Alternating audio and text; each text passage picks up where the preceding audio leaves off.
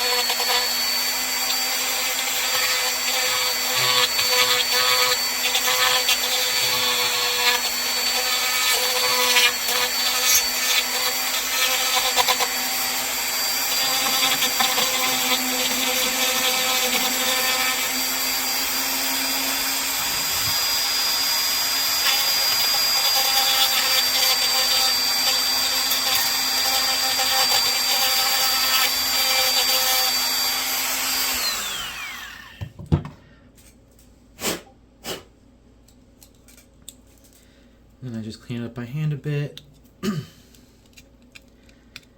And looks like I need to go a bit more on the edges. You really want it really close to the screw hole on this side and the just the edge on this side.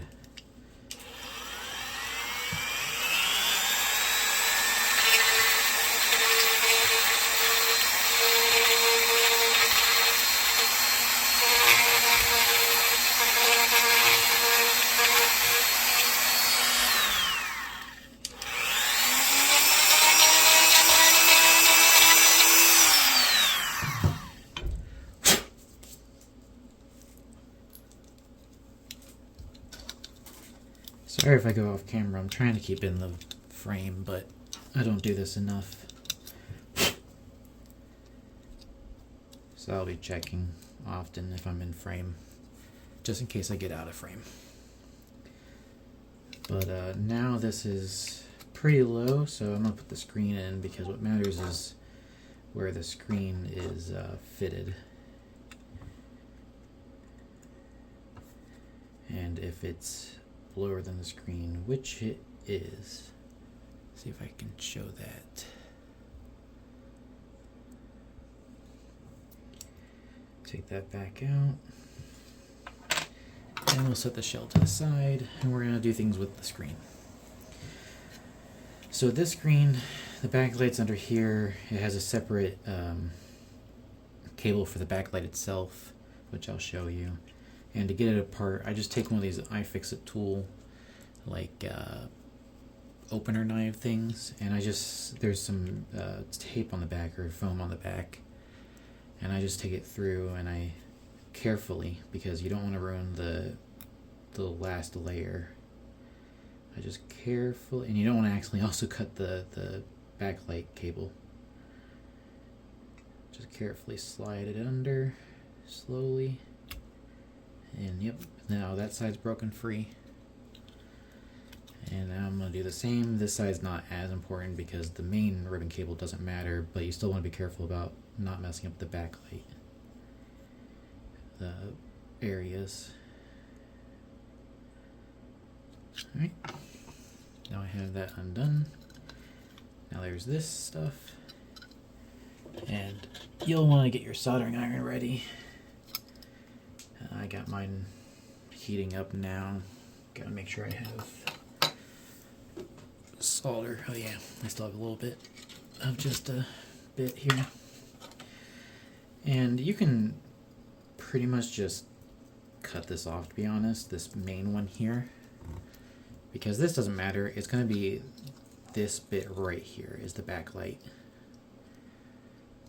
So to be honest, you can probably actually just oh, and it has some tape over it, usually, since they're pads.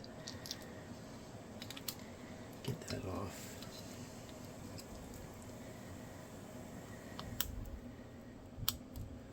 So you have to solder less. I'll just show you me doing it with leaving all the board on, pretty much. So I'm going to tap my soldering iron. And I am just going to solder this off, which is really easy to do. Yep, now it's off. It's separated. Super easy. Just have to separate that cable. You can see the little one that I'm talking about now. And then we want to get the screen off. So doing that, we can just kind of pull the backlight area off carefully, just to separate the backlight from the LCD.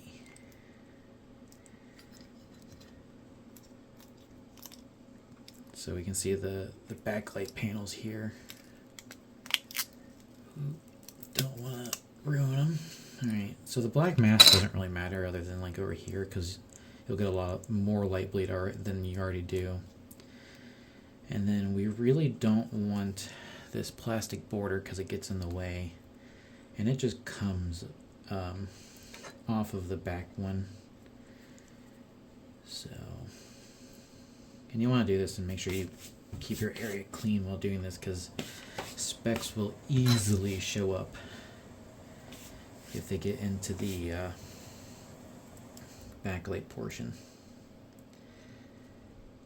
So I'm going to make sure I'm also in frame. Pull this up because I want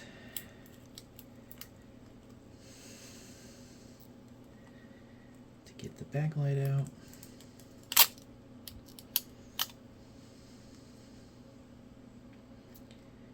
And I want to remove the backing.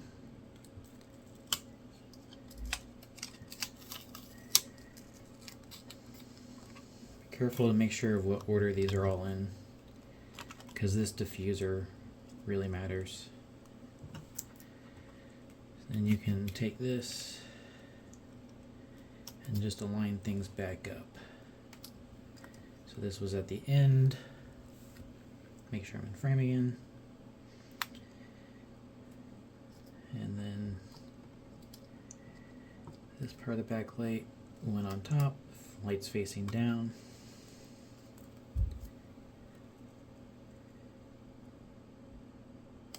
It's not an exact science, but you just want to be as lined up as possible. And then, just to be safe, it doesn't move too much, I'm gonna pull out some tape. I guess I'll move this a little bit.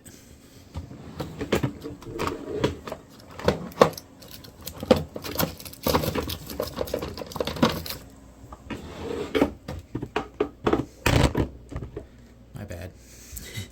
I use this kind of tape usually on these kind of electronics because it's really thin and it works well. So I'm just gonna take it, some off of here.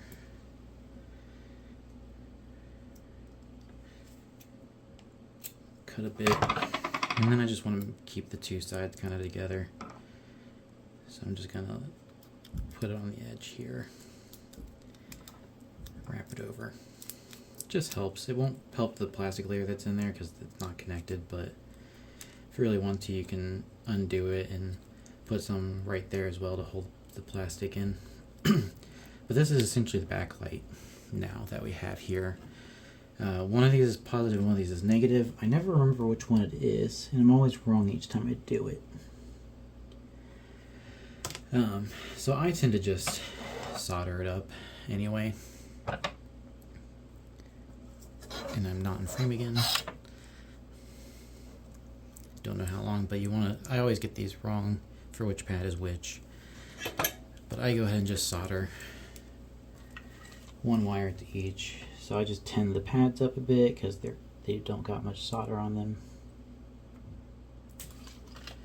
And then I use really thin gauge 30 gauge wire. It's really thin. The silicone on it is really thin as well, so it doesn't really get in the way.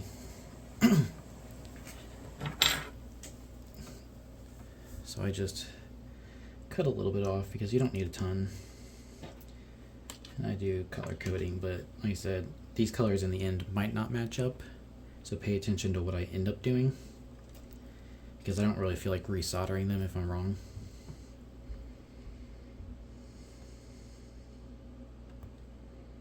On the ribbon cable here.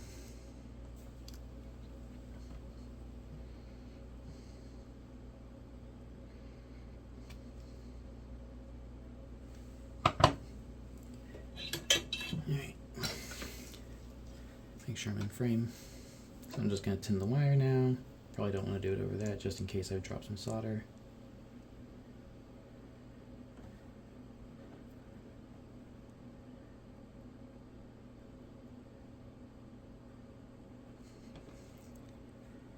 Trying to make sure I get the, sorry if I'm not in frame all the time. I'm trying real hard to keep in frame. So, I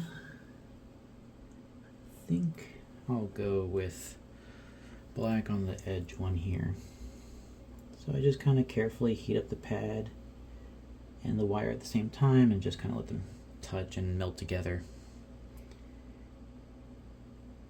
Try not to bridge the two sides or else you're gonna have a bad day. You want to get a good connection since you're going to be bending this a bit. You don't want them to pop off. I don't like the connection for this red one, so this black one. So I'm going to redo that a little bit. And I got stuck to the other wire. Gonna go in and fix it again.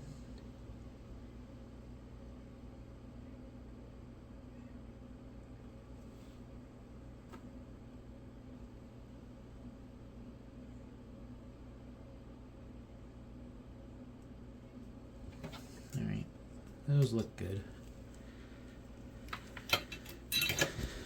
So now we want to figure out which one's positive and which one's negative. And to do that, I just kind of pull back some of the silicone to expose the wire.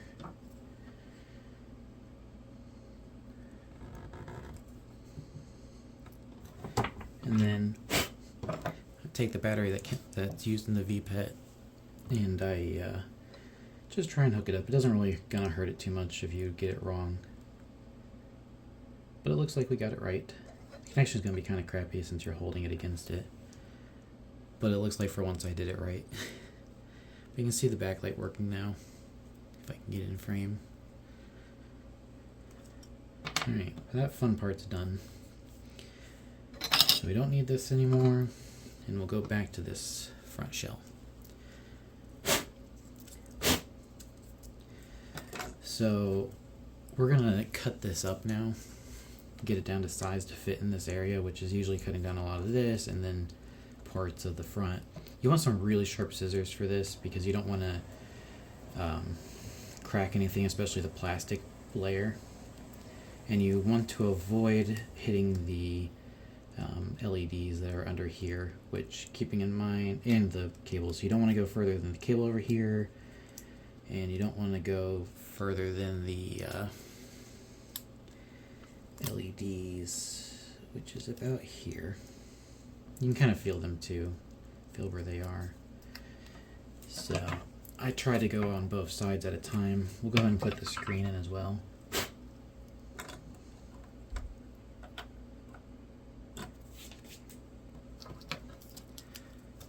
Just put it in here. So I'll set this up here so I know it's in frame. And then I just kind of cut.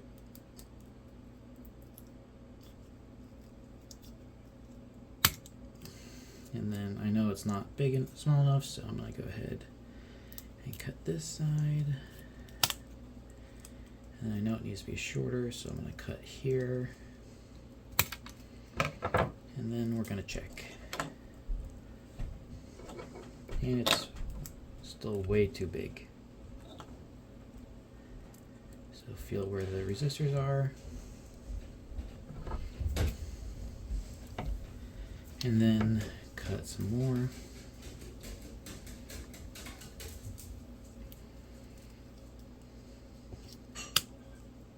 Not the resistors, but the LEDs. And then I think I can go some more on this side.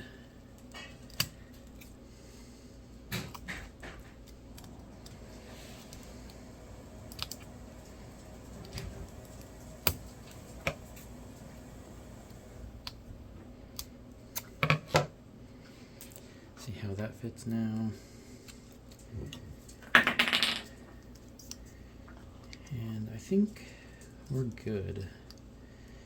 Just might want to square up that end a bit.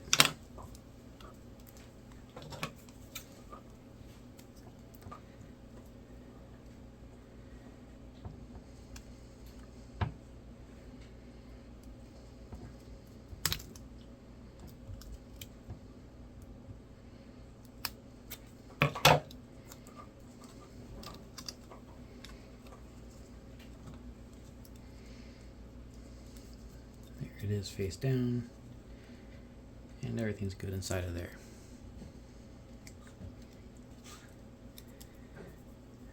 In the end, I don't end up using this plastic piece because it's just too big in the on it with everything else. It will probably fit.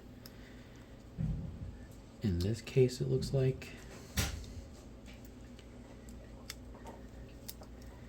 Because it looks thin enough, but I end up adding the background to this anyway, and this person had a custom background done, so they definitely would want it inside of here. And I put that on the very last layer because it will have the best results. And then I take a bit of that tape here, just a little bit.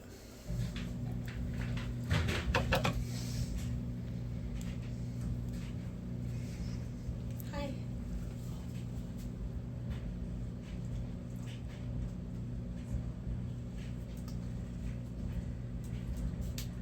My wife just walked in, but yeah, you just take a little bit. I'll show you how much I take whenever I get it off.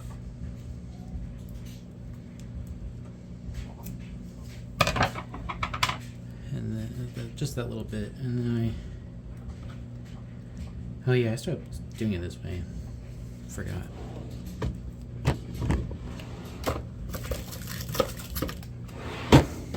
Don't forget that I now use double-sided tape because it's easier and there's no distortion. So this stuff's really thin double-sided tape. Once again, I just take a little bit.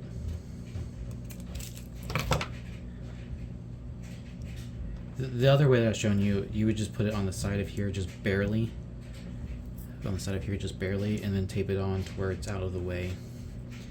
The yellow would be down this way. But with this one, I just put it on the back.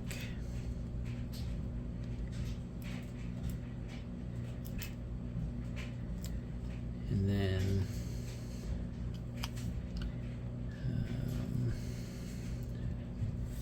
it'll be this way. So the background needs to be this way.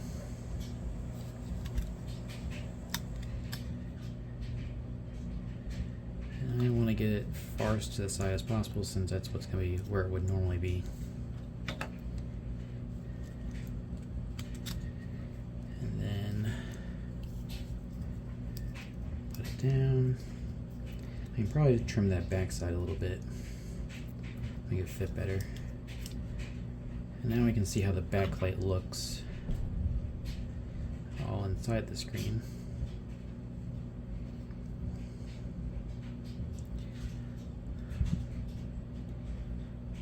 It doesn't look too bad. Looks like I got a little bit of dirt in there. So I think it's also on the screen a little bit too. So I'll just take a cleaning cloth here, kind of wipe the screen off.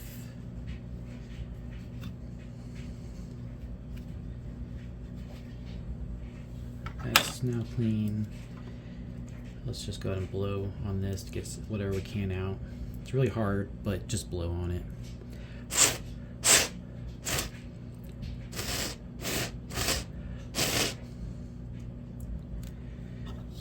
And then we'll set it back down inside. Yeah, we'll just set it back down inside. I think the back being a little bit bigger is okay.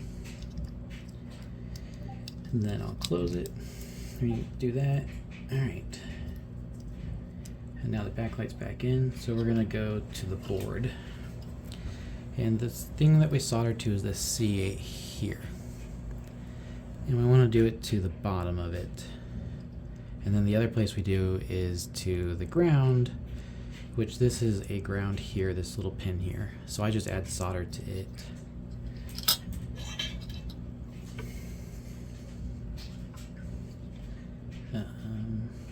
Solder. Am I in frame? Not a lot, so I'll move it up. So I just add some until it's this pin is covered here. Just make sure you don't accidentally bridge it to this front prong area here, because we're going to the back prong, which is ground. And then we'll add a little bit of solder to the C8, just a wee bit, because you don't want to add too much and accidentally take it off. And now, technically, the screen, this would work without it, but the Digimon screen, the DM20 DMX screen, will actually have just no picture because the backlight's taking too much.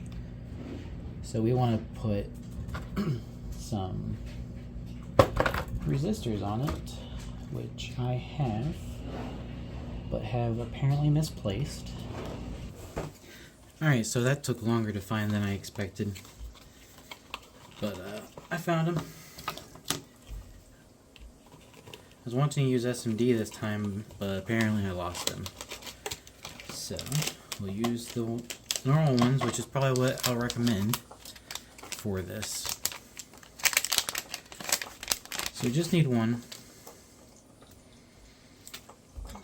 And what I like to do is kind of wrap it around, kind of like this. Make sure I'm in frame. And I snip off a bit here, and I snip a bit here. And it makes it to where I go properly over this area. Let me grab my tweezers. So it would end up going right here. Oops, that's backwards. Make sure I'm in frame. Yep. right here, kind of like this.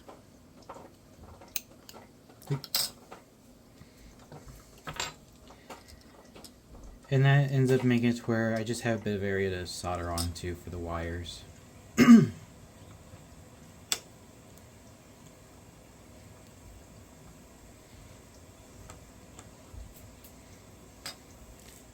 my soldering iron should be good. So let's tin the tip, wipe it off.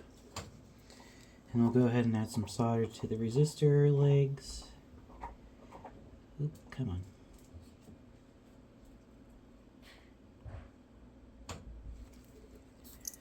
And then flip it over. Ow, fucking hot still.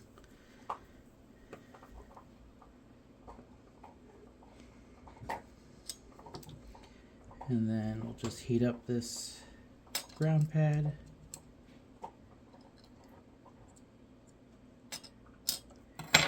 And just make sure you have a good connection. And make sure you're not touching up here. You don't want to be touching the positive prong.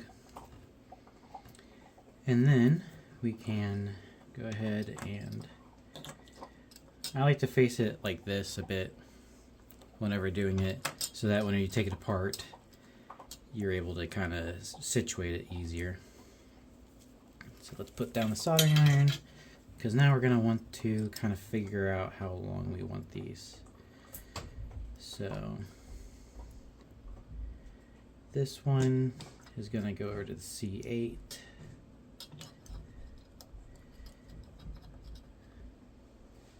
So I think, and we don't want them too long because we're going to be having to fit them in this little area here. So I'll go ahead and cut right about there. And then this one, I kind of want to come in sideways a little bit. So we'll cut right there. And we'll go ahead and strip both sides. And we'll go ahead and tin up the wires.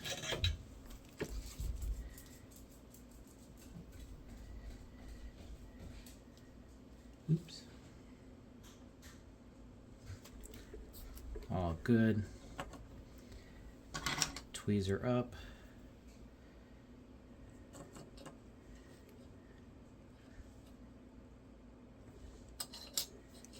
And you just want to kind of tap the bottom to kind of get a all right joint. Doesn't have to be fantastic because you don't want to sit there too long, but you want to make sure you get a good connection.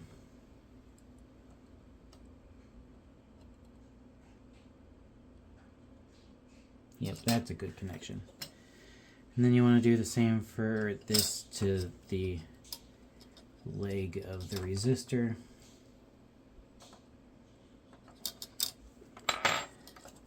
Awesome.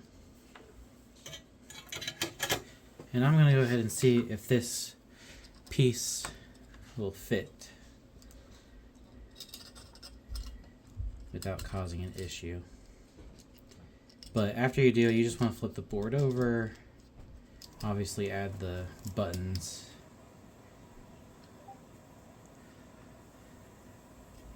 Come on. It's always hard to do this on camera.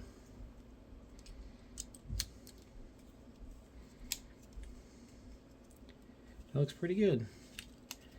So I want to put it together in this video. I will put it together in this video, but let's just try it out real quick.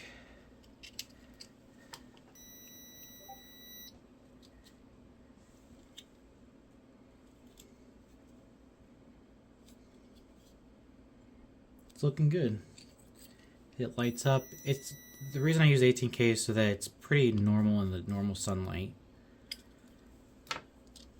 And 15, I mean, there's not a huge difference between 15 and 18, but they do help each other.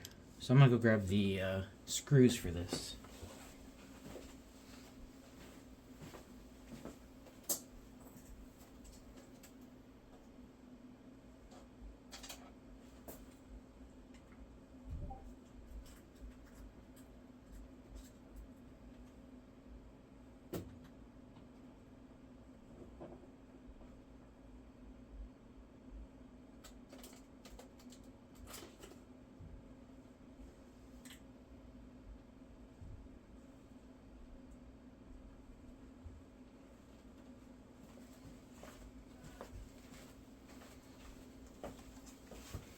Well, apparently I misplaced the screws for the case, but I have all the screws for the PCB. But that's okay because I have tons of DM20s to switch them out with, or fix it with. So we'll just go up to for the board area first. Verify seeing works really well. Alright, I think there's going to be too much pressure with that plastic bit there. I don't like how much that's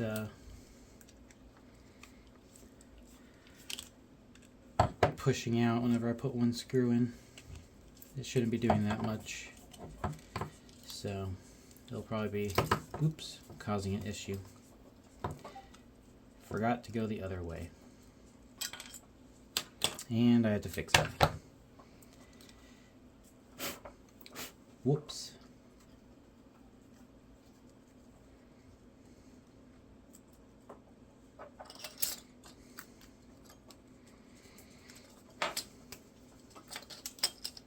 Not a big deal. Now we'll do the screw again.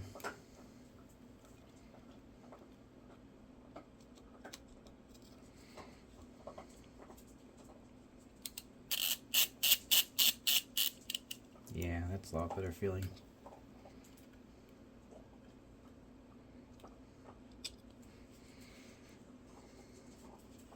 And you want to go counterclockwise till it kind of feels like it kind of slides into position, so that you don't strip the inside of the screw hole, because that's pretty easy for the V-pets, all the V-pets, and most of these toys, because they use self-tapping screws.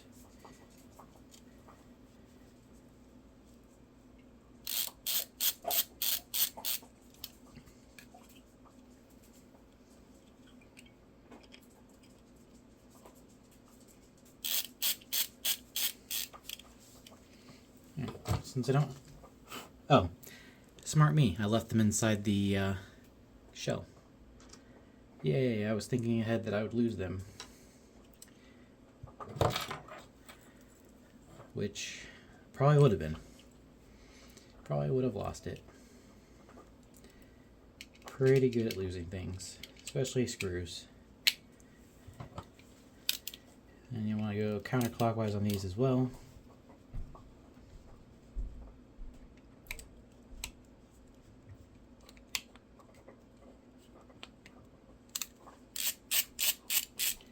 And they don't have to be super tight.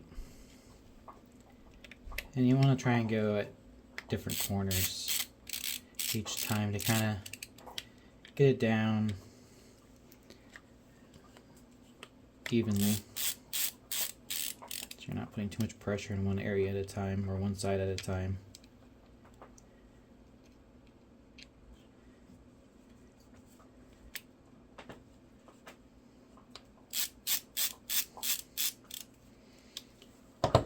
Alrighty, pop the battery in.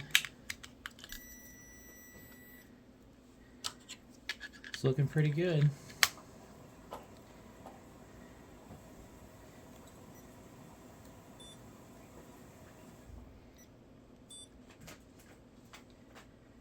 Alright, so let's turn off the lights and try it out.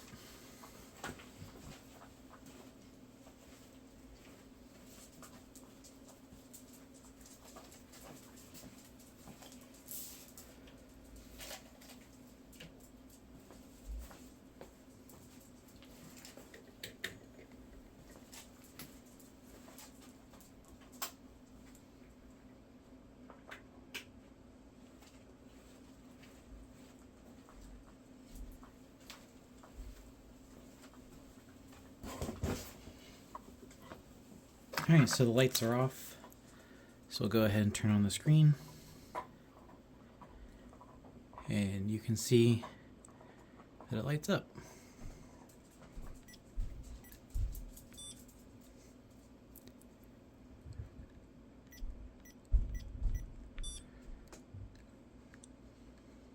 Not exactly a fan of how this one's lighting up, so I might adjust it a bit. But it's all the same steps. I probably put that plastic in wrong, and they have a pretty dark background, so that probably doesn't help at all.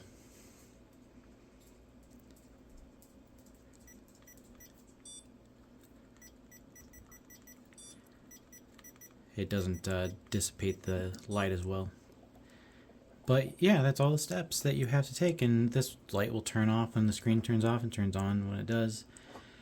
It doesn't really use a lot of power. I never really have seen it run like out faster or anything. I think I made it like a run and a half, and I just stopped playing, so that's quite a few days. I'm sure it has a lot more battery after that because I usually just reuse batteries for other things. And it doesn't really get too bright during the day. It's only really there for nighttime usage to kind of help you see in the dark when it's actually dark. And no extra buttons or anything like that. So hopefully it's informative enough for you guys. I wanted to jump back and say that it was the background that made it dark, because I really expected to see it being brighter even with the lights on. And yeah, it's a lot better now.